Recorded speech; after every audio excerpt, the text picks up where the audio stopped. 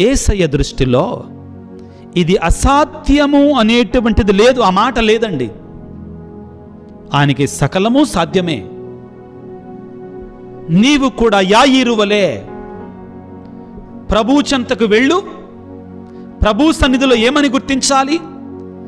నా బిడ్డల విషయంలో, నా కుమారులు కుమార్తెల విషయంలో అన్నీ నేను పరిష్కారం చెయ్యలేను, ఆయన మాత్రమే పరిష్కరించాలి అని నిస్సహాయతను వెలిపుచ్చు ప్రభు పాదములపై పడు. ప్రభు చెంత పదే పదే ప్రార్థన చెయ్యి. ఆ తరువాత మరణించిన నా కుమార్తెను కూడా యేసయ్య లేపగలడో, ఆయనకి సమస్తము సాధ్యమే అని విశ్వాసాన్ని ఉంచు. తరువాత మిగుల ప్రతిమిలాడు. పట్టు విడవకుండా ప్రార్థన చేయి, పట్టు విడవకుండా ప్రార్థన చేయి.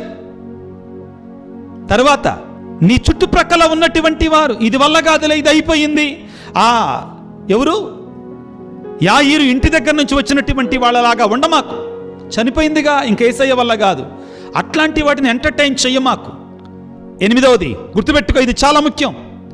నీ విశ్వాసాన్ని ఎవడన్నా లాగివేస్తున్నాడా? ఇండియన్ పీతల్లాగా, భారతదేశ పీతల్లాగా ఎవడన్నా లాగేస్తున్నాడా? వాళ్ళని ముందు బయటికి తరు. 9వది యేసయ్యని ఇంటికి తీసుకొని వెళ్ళటం మర్చిపోమాకో. యాయీరు తన ఇంటికి తీసుకొని వెళ్ళాడు.